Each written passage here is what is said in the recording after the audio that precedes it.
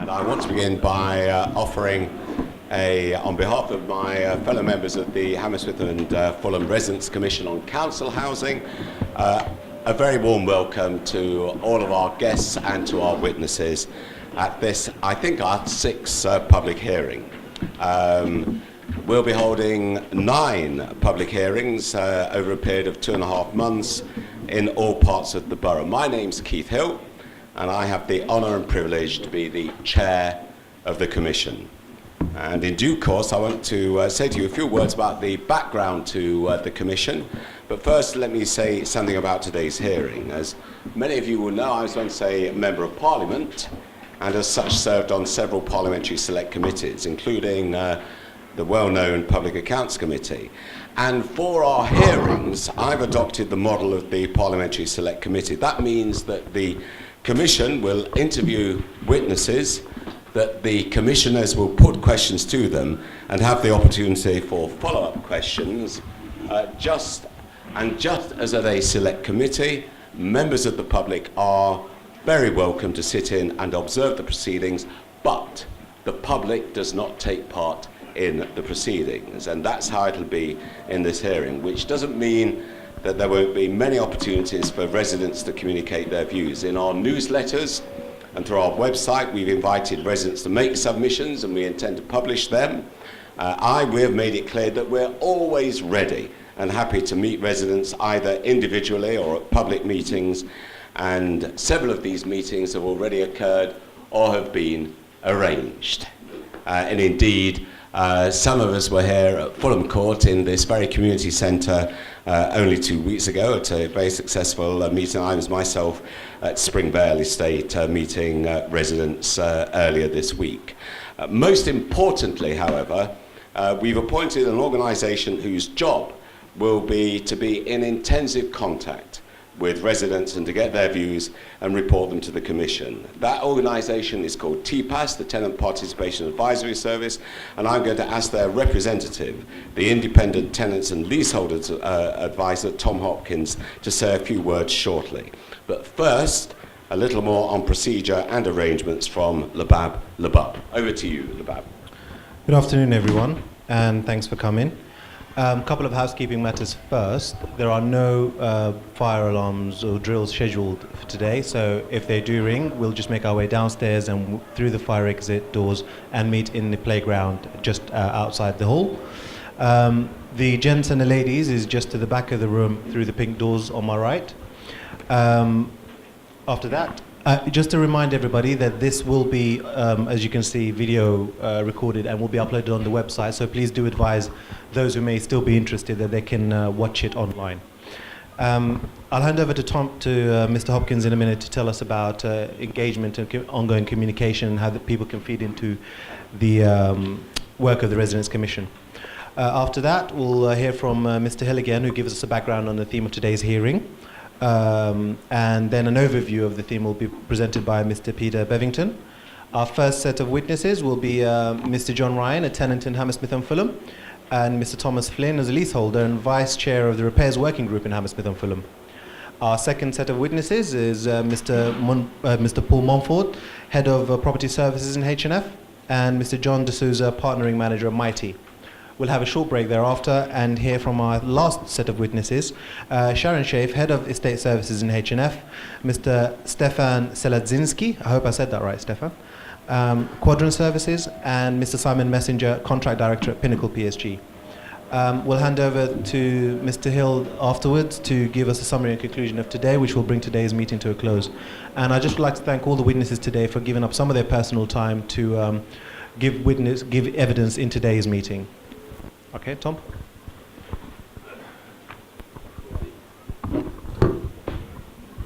Hello.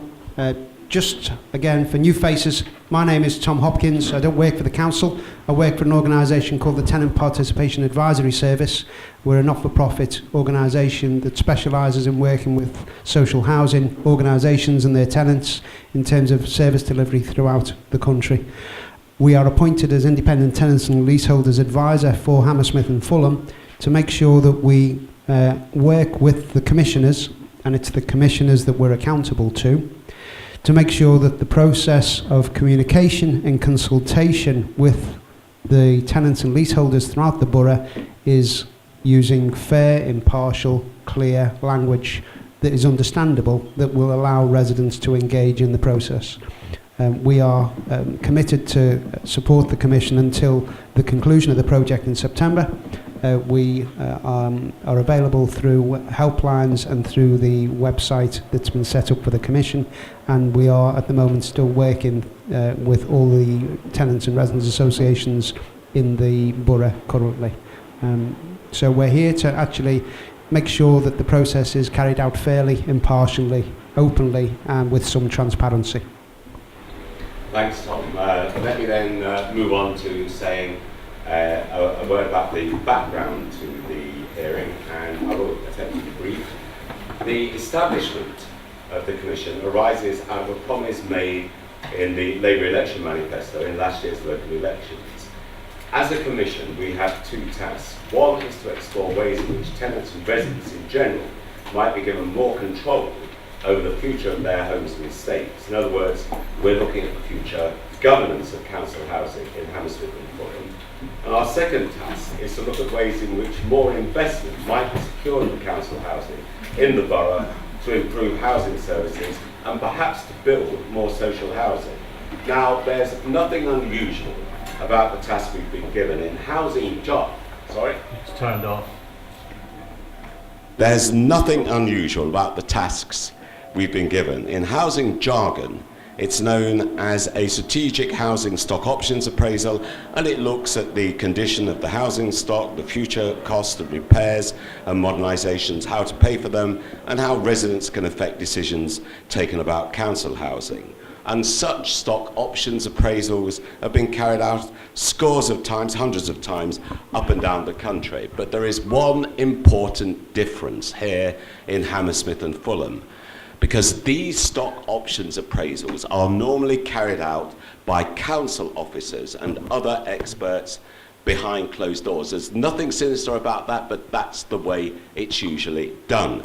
The unique aspect of what's happening here in Hammersmith and Fulham is that the appraisal is being carried out by a commission comprised of 9 residents and 4 independent outsiders. And the residents on the commission will have the final say in what is recommended.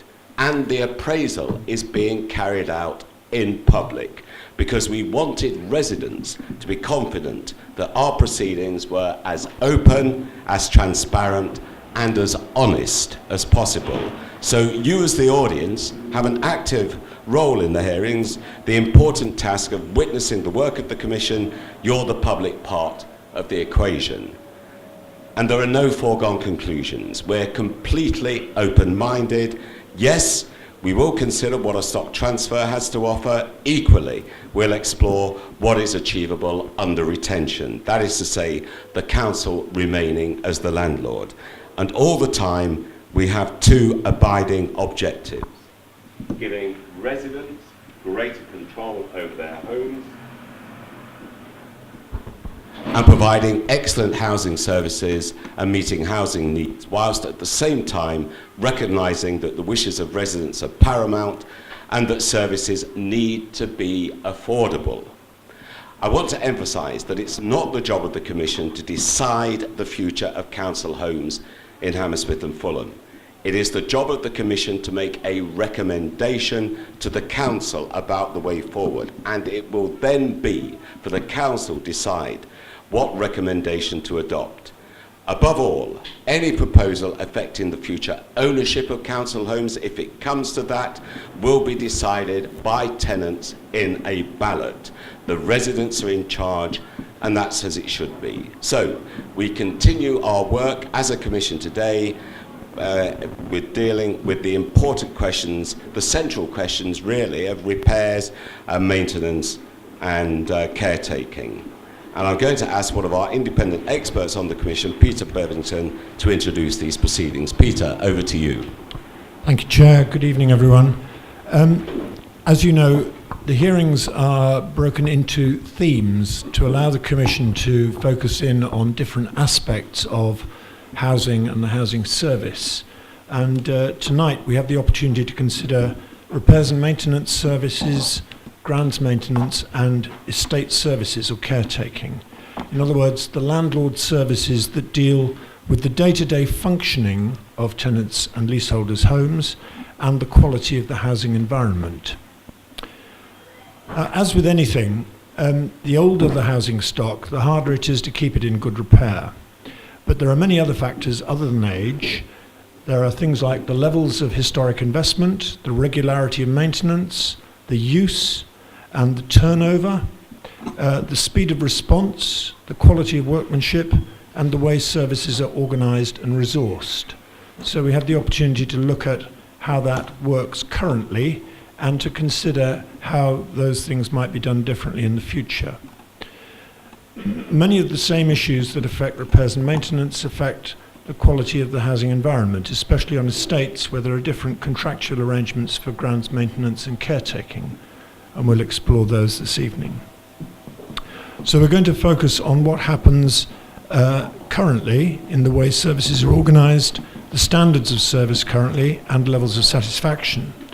But we hope to draw the debate quite widely to look at the advantages and disadvantages of contracted out services, the different issues and experiences of tenants and leaseholders, issues concerning vulnerable residents, and the adaptation of dwellings for special needs, the scope for training and employment in the repairs and maintenance services, and the ways in which residents can get involved in improvements of service. So that's the agenda for this evening. Well, thank you very much indeed for that.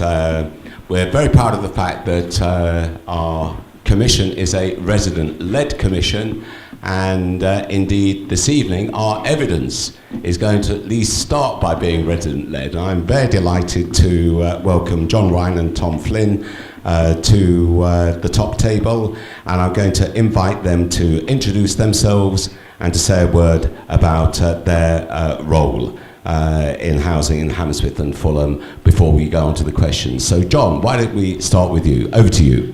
Thanks, Keith. I'm John Ryan. It says I'm a tenant, but I do other things apart from being just a tenant. I'm on the repairs working group as well, and the communications group, and other few other bodies as well I won't go into. I've lived in the borough all my life, and I've come from a very large estate to a very small gap site, and the difference between a large estate and a small gap site is quite a lot. So I'll pass over to Tom. Hi. Hello. Hi, my name's Tom Flynn. I'm a leaseholder. I used to be a tenant till about 15 years ago, and I took the opportunity to purchase my property. I've always been involved in the properties and the repair sections for residents and tenants regularly, because I find that I was introduced to a situation in White City where there was a caretaker strike, and I was amazed that leaseholders got money back because of the strike and tenants never. And I was a tenant at the time, so I took it upon myself to get involved in the Tenants and Residents Association. And we still can't understand why tenants don't have the right to get a rebate if you're receiving a poor service. And that's on horticultural, caretaking and repairs. And that's that, and I'm ready for the questions. Very good. And I think, Tom, that you're also involved in the repairs working group. That's correct, Keith, yeah. Yeah, and let me kick off the questioning by asking you, what is the role of the repairs working group? The repairs working group was formed when Mighty were invited by the last administration to compete for a repairs contract throughout the borough. And the option was a 10-year guaranteed contract with a 5-year option for carrying on the contract after the 10 years was up. We were formed on the understanding once Mighty were awarded a contract, we went along to their place in Milton Keynes, and the service we saw there was exceptionally good. It was, and I can't do it. And I've always stated since that day, if Hammersmith and Fulham get the same amount of service that Milton Keynes residents do, this borough has got an extremely good contract, extremely good.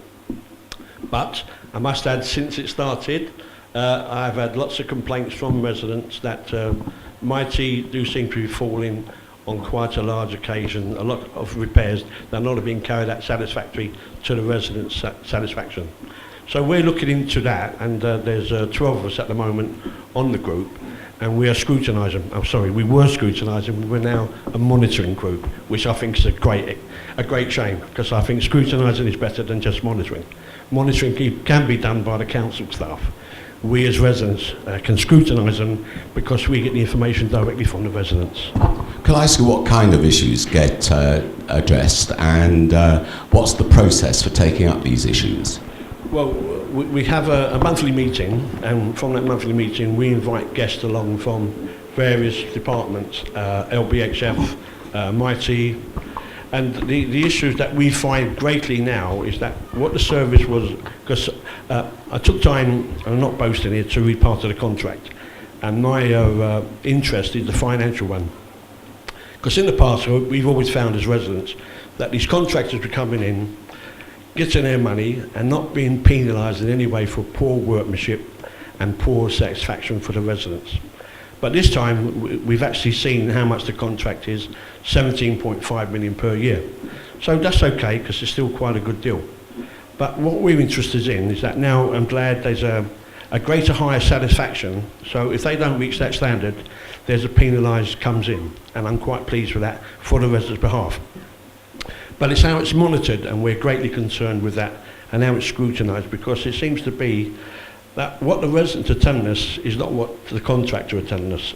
So we're looking at all the figures, and we're now waiting for the second year's production of figures, how many repairs they've done. I mean, and it seems to be the great thing that's been failed on is the first time completion of a job. It seems to be a great, because Mighty introduced that greatly as a first. We do the job on the first visit, and then it's out of the way. But it just doesn't seem to be working that way. Right, Anthony. John, can you tell us what, in your opinion, are the current repairs and maintenance arrangements regarding tenants? When you say arrangements, you mean when the tenant calls to get a repair done? Yeah, what are the main issues? The main issues. Well, from my experience, I like to look after, or think I like to look after, the 86% who are not represented. That's people who are vulnerable, marginalised, don't have a voice, who are not on the TRAs. We don't have a TRA where I live. So when I go out and see people in their homes, which I do on quite a few occasions, they say to me, "Oh, I've had," I won't go into details, but generally they say, "I've been reporting this repair now for, could be years." In one case, I won't go into that, it's about, I won't say what it is. Another one is, "Oh, I've reported a certain aspect of my property, and the boiler, for example, has been condemned twice now. What can I do?" And I say, "Well, hold on a minute. If you got the boiler that's been condemned, just call the hotline. I'll give them the phone number, speak to them, and the gas service will look into that. And more importantly, Mighty will send out an operative, and it will be sorted." And I say, "Well, I've tried that, but they've been around, and someone has put stickers on, as an example, twice, and the boiler is still working, but it's obviously faulty." And I say, "Well, hold on a minute. This doesn't sound right. I'll take it up on your behalf." So that is what we do in that sense, and that's what I get as a feedback. On another issue, I'll go to a street property, a gap site, or the large estate. I went to the large estate last week to their meeting, and I sent a report to one of the councillors about what I observed, and there was some feedback, and things have actually got moving now, because the RLOs who are doing the contract for the decent homes work are not necessarily listening to the tenant when they go around there. And when I speak to Mighty or Property Services, they say, "Oh, we'll sort that out for you, don't you worry." I say, "Well, why wasn't it sorted out in the first place?" So the RLOs are not really listening to the tenants, so they need to take their earplugs out and listen to what's going on. So are you saying that the main issue is communication, or lack of communication, that residents are not being kept informed? Well, as you and I know, on the communication group, that is a major issue, and we are addressing that. I'm not saying it's all bad news. It's about navigating the repair system. From my view, for us it's easy, we know how it works, but for somebody who has got a little bit of an issue, they could be living in sheltered housing, for example. I've been to see sheltered housing tenants.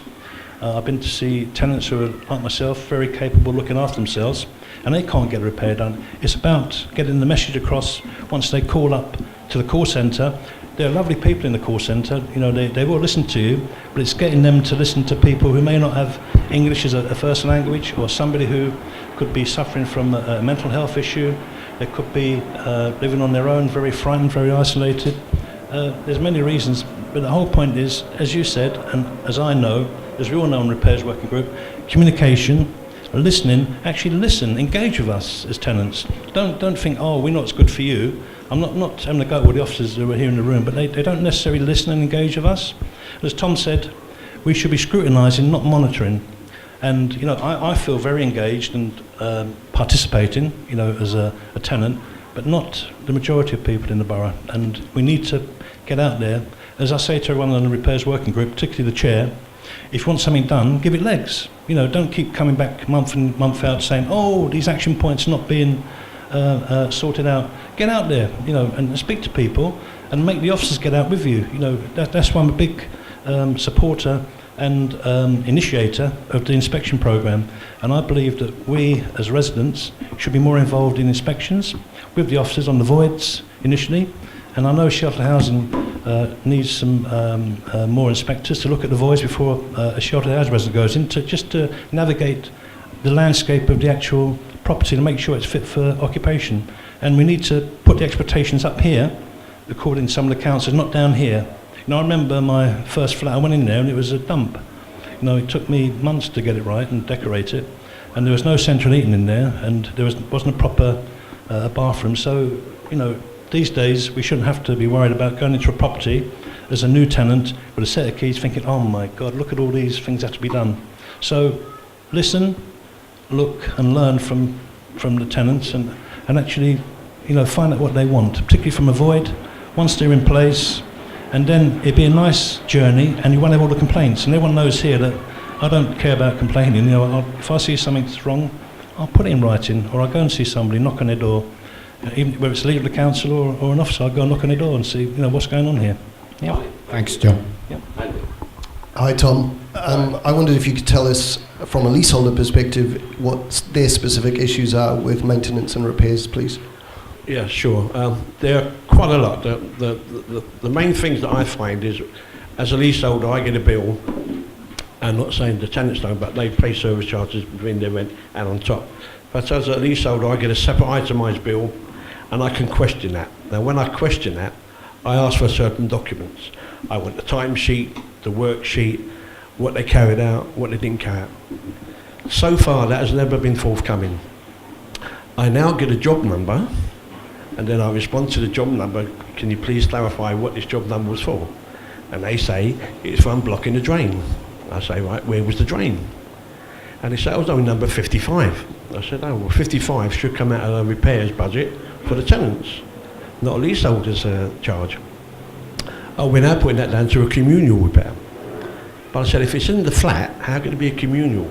A communal one, if it goes into the downpipe, would be a blockage coming up, and it would affect about 4 or 5 flats. And it never occurs that, it's only one flat at a time. So then to try to get to the bottom of that, there's an investigation held, and every time the decision is, well, we can't actually find out where the blockage was, so we put it into the communal one. So again, it's a dispute which goes on and on and on, but you've still got an outstanding repair and an unpaid bill for that one repair.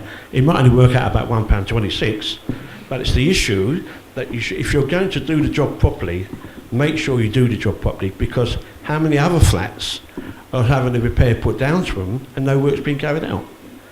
And I get very concerned with that one. And when the tenants tell me that the contractors haven't been, they left the card, and all the issues we go through again, you know, did you get an appointment yet? Did they keep it? No. There are major issues that need to be dealt with. And we are working closely with the contractor, but it also seems to be we've got to involve LBHF officers as well. Anything else, Andy? Okay, Shirley.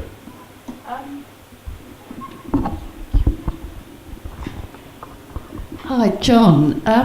Could you, thinking now about environmental services, so purely thinking about caretaking and grounds maintenance, could you tell us what you think the main issues are for tenants with those things? And I mean, obviously, you go to forum meetings as well, so I know you're not on an estate at the moment, but if you are aware of issues for the estates by all means include that. Yeah. Well, I live on an estate, although it's not classed as an estate. It's only 22 dwellings. It's actually a gap site, but we've got the same issues from a large estate or a small or medium estate. And the biggest concern on the grounds maintenance, communal repairs, Tom mentioned a few things about that, is the estate inspections. It does work, but the paperwork in the past hasn't really worked for the tenants. And when an officer comes down from Neighbourhood Services now, as it's called, into the estate with a mighty representative and a Pinnacle representative, normally the caretaking supervisor, they go around with hopefully the TRA that's going to be developed in other areas, not just all the ones that are developed already. But when they go around and there's a rep there from a TRA, things are fine. But if there's not a TRA rep on an estate or a gap site, they tend to, historically, have gone around just ticking the boxes, always giving it a 2. And when I question, I said, why are you giving everything a 2? They say, oh, we always give it a 2. And I say, but, it could be good or bad. Why is it always a 2? And historically, what's been happening is the staff have been sitting in an office and not actually going out, we found, and just ticking the boxes from the office. And that is stopped now. Historically, that was, don't worry Keith, that was historically, it's not happening now. We make sure it doesn't happen. When I say we, that's the tenants movement and leaseholders movement and the president's movement in the borough. And we've got a very good system now in the making, and we've got a programme in the development for inspections, and the estate inspections is working. I know Sharon's here now, it is actually working in as much as the staff are listening, they are ticking the boxes in the right way and taking down what's happening. I've seen it work where I am, but there's one issue. I always follow the first inspection, the one before mine, and I did one this Monday actually, and unfortunately the staff are rushing round where there's no tenant reps, and I got there a little bit late, and I'm very disappointed, because if you look at the picture of our estate and the other estate, which is bigger, it's actually shabby, run down, there's masonry falling off the walls, the grounds are, there's rubbish dumped everywhere. It's abysmal place to live. So what I'm saying is, we need to make sure that there is always someone that's a resident rep going around with them, and that was the whole point of setting up the resident inspection programme for that very issue. Could you tell us a bit more though about the actual issues with caretaking that have been picked up on, and with maintenance, grounds maintenance? Well, where I live, there are no issues. We get a visit once a week. But when I go to a big estate, people say to me, I'll give you an example. We go to where Pinnacle do the housing management south of the borough, and I get caretakers come up to me and say, oh, no, this is historical again. We don't have the right equipment. I haven't even got a pair of boots. I don't have, this is historical, I don't have a telephone I can call for a repair. I can't report to a colleague, a supervisor, and get a response. And I say, are you sure about this? I said, I'll speak to a few people. And then before we know it, the phones are opened up, they can speak to each other, they can report repairs. And then I'll go back a few weeks later with an officer and do an inspection, and things have improved, but there's still issues where the previously reported repairs on the estate inspections are still there on the board. They're historical once again. Sorry, John, I need to bring you back to particular caretaking issues and grounds maintenance. Any particular common issues that any themes that arise? Yeah, but this is the point I'm making. The caretakers are supposed to be reporting the communal repairs, apart from doing their caretaking duties. As far as the grounds maintenance is concerned, Quadron do a lovely job where I live. I've been to estates that don't have a tenant association. The grounds maintenance is pretty good there. That side is okay. The caretaking side, it is slipping a bit, because occasionally we have caretakers who are off sick or have been retasked elsewhere. And I brought this up at, I think it was Cheeseman's Terrace last year, and Pinnacle responded by getting an extra 2 caretakers there to come and do the work. So I hear it a lot, you all hear a lot in the room with us, that caretaking is a problem depending on the amount of staff that are on duty at the time. Where I live, it's once a week we get a caretaker, and we tend to pick up our own rubbish and put it in the bin and keep things tidy. But on a big estate, like White City, that can't happen. Charlie, have you got anything else? Anthony, you want to come back? Yeah, this is for both of you or either of you. you're aware that Quadrant are not part of the estate inspection process, so then they're not able to actually take part in that and to look at ground maintenance. Is this a concern to you, and how do you think this can be addressed? Well, yeah, that's a concern to me, and the reason why it's a concern, because when we have what used to be called MEI or HIP funding for grounds maintenance improvements, the year that the planting's been done is looked after by groundwork, and then they hand over to Quadrant to do the maintenance. Now, Quadrant don't necessarily always want to take it on because groundwork haven't been maintaining it. So, to answer that question there, Quadrant need to come in from the beginning along the same lines as the caretaking being inspected as well as the communal areas. So I think that would tweak a few little problems that we've got before they actually start. So you're saying they should be part of the estate inspection process? Yes, definitely, yep. Tom? Yeah, yes, please. I've got different opinions on that because as our estate inspections are working quite well at the moment, we are finding problems, but we are addressing them. But I find that when we're bringing and we're inspecting the grass areas, it is noted that the horticultural contractor needs to be brought in, trees need to be cut down, and branches and waste peat. You know, it just needs. But I think if you have Quadrant there, it might be a waste of the time of an officer coming round and tell it. I'd rather let Pinnacle do it, and then they're in charge, and then they can, because they're partners, so they all talk to each other. And I think that's the most important thing. Could I just ask a supplementary about the inspections? And that is about the coverage of the estates. What proportion of the estates in Hammersmith and Fulham are covered by the estate inspections that you're involved with? Well, all the estates in the borough, all 99 estates and campsites have some form of inspection or other, but some, like where I live, they're clustered. You know, Frithfield Gardens and Arlington House are clustered together. We've got some quite vocal people where I live, but Frithfield Gardens got nobody. And you could see, if you could come there and have a look at me, you see the contrast between where I live, and then the street properties and the gap site compared to Frithfield. It's terrible, you know. So without a resident involved with these inspections, nothing is going to happen. There'll be no planned maintenance, there'll be no shifting of all the fly tipping, the caretaking. You know, I've been to Frithfield Gardens when there's been an inspection, and the caretaker's been there for weeks. When I say weeks, it's probably months, because they've skipped it because there's been no caretaker on duty because someone's been sick, and they go to Arlington House because they know if we don't go there they're going to moan. But Frithfield Gardens, I've seen a fly tip, you won't believe the size of, I think September last year. That was moved very quickly once we went in there and had a look. So I'll re-emphasise again, we need to have residents involved with the estate inspections every time if possible. And that was the whole point of setting up an inspection programme, so there is somebody on the volunteer list who will go along to help out where there isn't. Obviously, if there's a TRA, we don't need them because they've got their own rep. Tom? Yeah, just to add to that, Sir Keith, we did, through the repairs working group, set up an organisation called TRIP, and it's Tenants Residents Involvement Panel.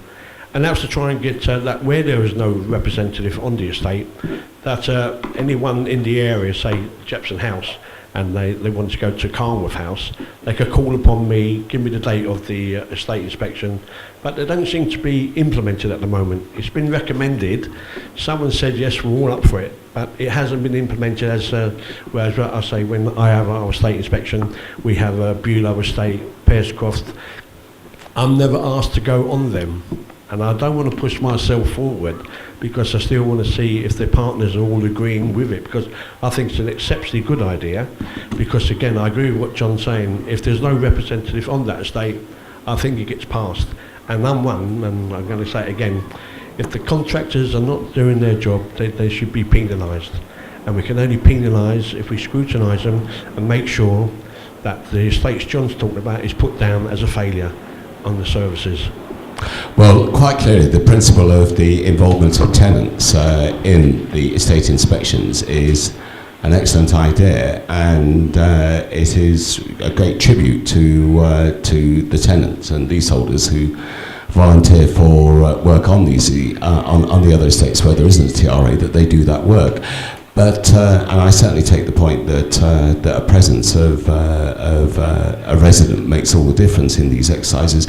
But where they take place, are you satisfied nowadays that there is a proper follow-up from the recommendations and issues which are identified in the course of these inspections? Well, certainly where I live there is a follow-up, but once again, where there is no representation, the follow-up is still on the boards, going back to September last year, some of them. You know, I still see issues that I took photographs of in September, still there evident today. And, you know, Tom mentioned, I didn't want to mention TRIP because that is a bone of contention within housing at the moment. I don't know why they don't want the resident inspection programme. It's gone through every body. You know, we spent a lot of time in the repairs working group getting this up and running. It's gone through the PAC. It's all been agreed. Now it's been put on the shelf. I believe the housing department don't want us to inspect the areas. I believe estate services don't want us to inspect the areas because they know we're going to find the problems there. And we do highlight the problems. They do get resolved, and it was working very well. But now it seems to be, as Tom mentioned, shelved for a reason, so we need to enhance that. Some of us have been trained. We did our own training programs on the 6th floor, the 3rd floor, and elsewhere for things like voids inspections. You know, I go around to voids, and I know a few of the, one or two of the shared housing reps go around to the voids to look with the officers, and we put out a report and things get done. So we need more of that, and we've been promised training for so long, and I'm just blue in the face. I haven't given up, but I just don't say anything anymore. I don't bother pushing it through, because I wrote a paper on TRIP. I did. You've seen the overheads I've done, and everyone said, "Oh, this is great," you know. But when it comes to implementing it, they think, "Oh no, we don't want it," you know. This is going to create work. Or, to quote some of the officers, we don't want to create too much expectation, because expectation creates an issue with the housing revenue account. And a good example is the highways side of resident inspection. I found out just this week that the pathways in a very small place where I live cost £26,000 to do, and it's only a little bit of tarmac, and I'm thinking, £26,000? That doesn't sound right. That's extortionate amount of money to be spending on a small little pathway in a very small gap site.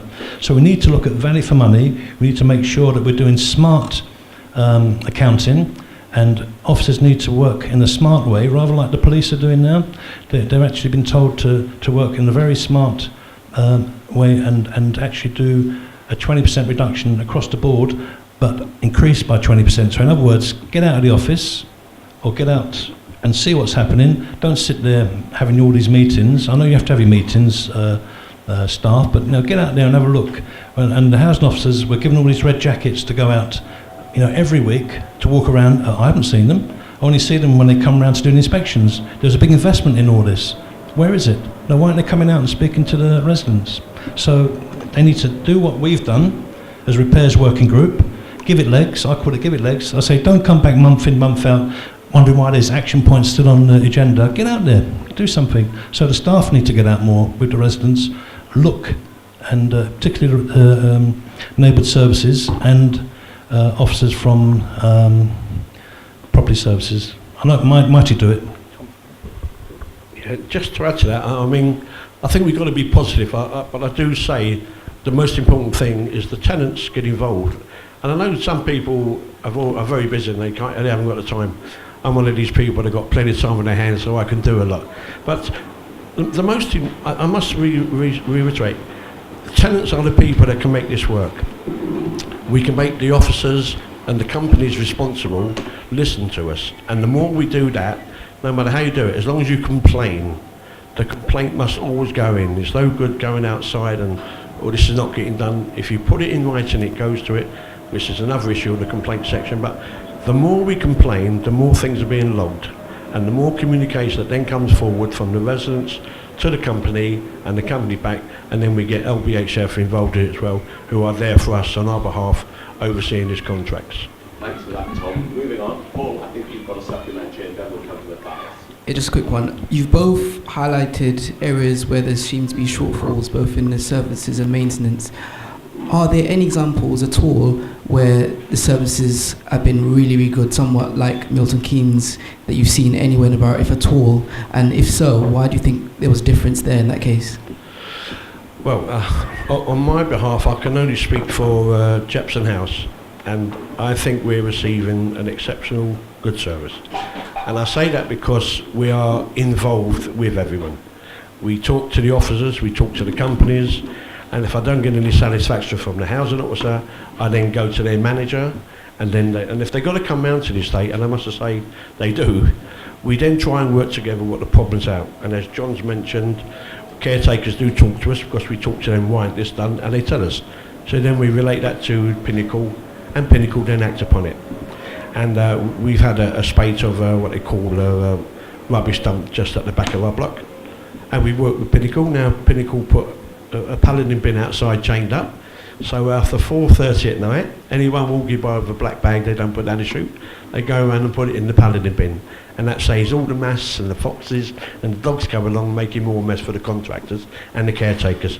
And I think the more residents get involved, the better for us.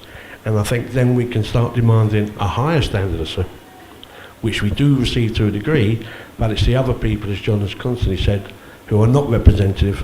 I do believe they do not receive the same amount of service as an organised organisation of a TA or an RA. Thanks for that, John. I've got to move it on, so I'm going to move over to Matthias at this point. Yeah, thanks so much, John and Tom.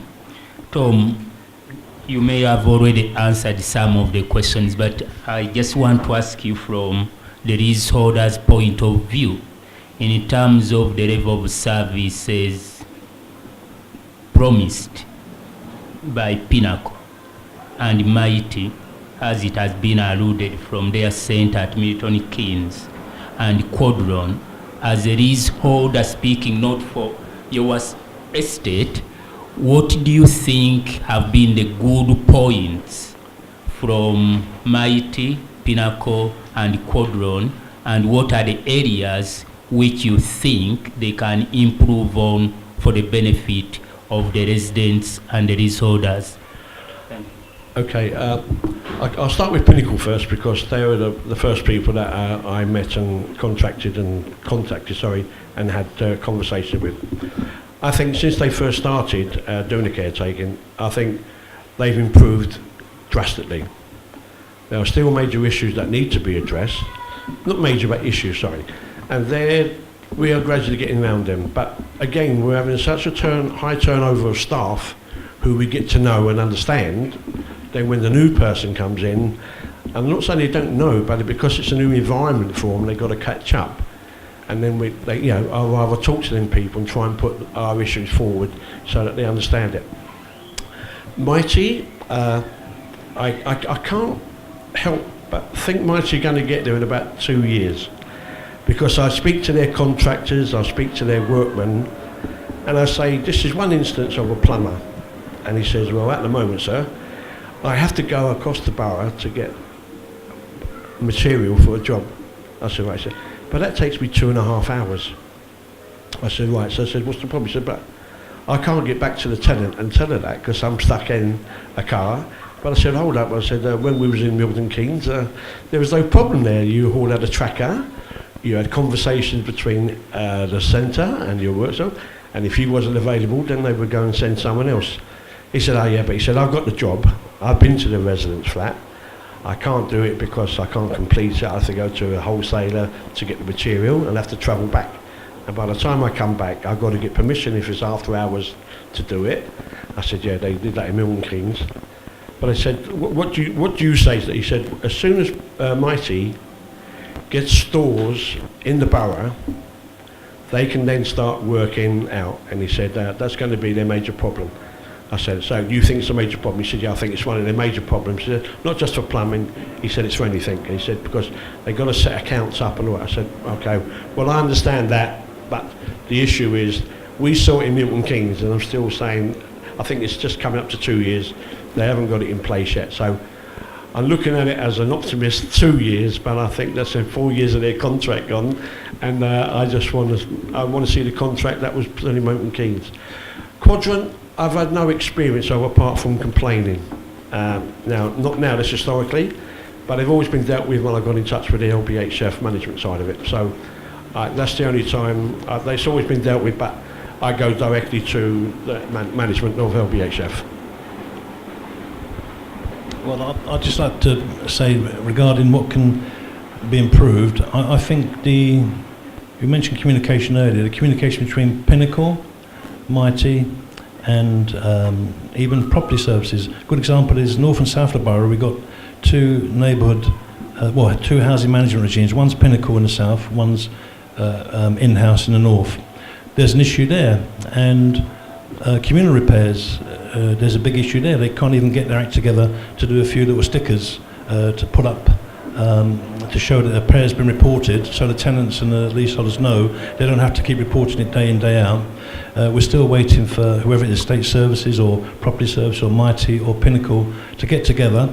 We initiated a meeting, Tom was there and I think Anthony was there as well, a few months back, where we went down to south of the borough, to Camatley, to get more around the table to get this initiative up and running. We thought, great, this would be a new level of communication between them. So what's letting us down, I'm not saying it's all doom and gloom, if we look outside, I've been to Harringay to see what they're doing down there, and believe you me, we're far better off here than other boroughs are. They're more advanced than us, but we've got some improvements here because of the tenant movement. So there are improvements happening. It's all down to people like ourselves making sure that the officers and the contractors are aware that we're I wouldn't say on their case, but we're reporting back what we found. So yeah, there are problems, there are issues, but I think we are getting there. And Tom says, let's hope it's sooner rather than later, not 4 years down the line in the contract. Well, speaking of sooner rather than later, I'm afraid we've got to. Matthias, have you got a supplementary? It's just draw our conclusion. Yeah, just one supplementary question to again, Tom. In terms of your estate and as estates, do you know when last the parking bays were painted at your estate or in a ground maintenance in terms of painting and sort of tidying up? No, I've never seen them painted in the last, I can say, 12 years. I highlighted to LBHF that the front of the block is an emergency section, but the crisscross no entry zone is just eroded. So I've asked LBHF to get that done if they can. I haven't had a response yet, but just as an issue, I haven't seen them in touch for about 12 years.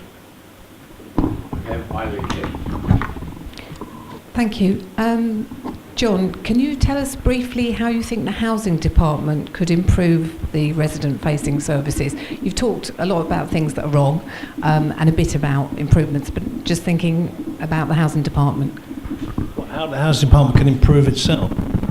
Or how we as residents can get involved to make improvements? No. How the housing department could improve the services. Well, we mentioned it. It's actually listening to what residents are saying. Engage with us. When someone goes to a meeting and they're sitting at the back, could be from sheltered housing, from general needs, could be a leaseholder. When they actually speak up because they don't have a TRA rep on their doorstep helping them, listen to them. And also people like myself, we should be more engaging with them. People that feel empowered or feel engaged should help their neighbours. When I say neighbours, not in where they live, but their neighbours in a block that's not represented over the road, or a street property that doesn't have representation, or even a large estate. I went to a large estate and spoke to the chair there, and they needed help. So I got their meeting up and running. This was last year again in September. They're now getting all the repairs done. It's improved. It's improved quite a lot. So what we can do is, it's about, Anthony mentioned it earlier, it's about communication. It's very simple. Listen to what we're saying. Tom and myself, we're pretty well clued up. We can voice concerns where we live and if we've got issues, but those that don't have a voice, they're the ones I'm concerned about. We need to somehow give them voice, and our resident involvement colleagues in housing are doing a good job, and we should support them as a tenant or residents movement to go out there and engage more people, to get more TRAs registered. That's what we need, more TRA reps, so the new groups get populated, and that's a problem we have. We don't have many representatives on the groups. They're very thin on the ground. In fact, the last one we were at, we couldn't get a chair elected because there's not enough people turned up. So it's all about engaging, communicating, and using TPAS while they're around to help us. They're an independent voice for us, the ITA, the independent tenant advisors around. I know they're very thin on the ground, but the Commission is here to listen to us, and I'm sure the commissioners will go out now and take on board what we've said.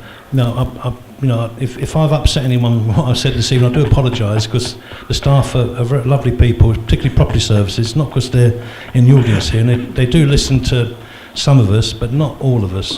And we need to make sure that the most vulnerable, I'm not pointing at Anthony, Anthony can look after himself, but sheltered housing, special needs and sheltered housing needs to have a little bit more assistance when, their reps are voicing concerns for people who don't have a voice. So I'd look at, if I hear of anyone elderly or disabled or vulnerable has an issue, I don't care where it is in the borough, you know me, I'm down there and I'll listen and I'll put report into whoever and get it sorted if I can. So it's about listening, engage with us.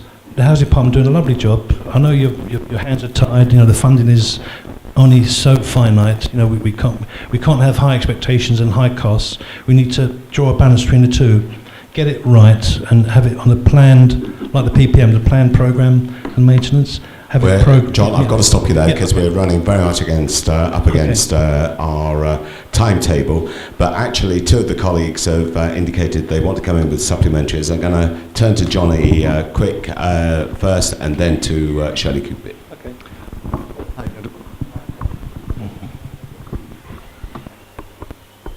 John?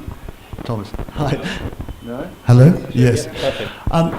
Just a very quick thought. There's a couple of things that came to my mind. If you two weren't there, would things just not work? Because it sounds to me that there's no system that is going to back up if you guys aren't there, and there doesn't seem to be a system at all that helps vulnerable people, that the council goes in regularly to maintain their homes. It sounds like it's all to do with two people who are still looking out for other people, and that's not good enough in this day and age. So have you got, so my question is, on the back of that, have you thought of a system where, or has it ever been discussed or proposed, where if you aren't around, vulnerable people and the whole estates keep running? Because it sounds as though it's just done on individuals.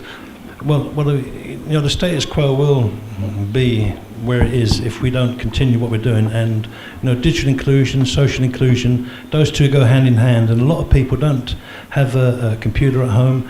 They don't have somewhere to log on to engage with their landlord. So I'm talking about people over 60, who are retired, probably at home. They've got no voice. So we need to make sure they're engaged, and we need to make sure they've got a voice. So it's about the community centres that are in, I call them disarray. John, the question was, have you got other people that you're working with? Is there support for you in your joint activities?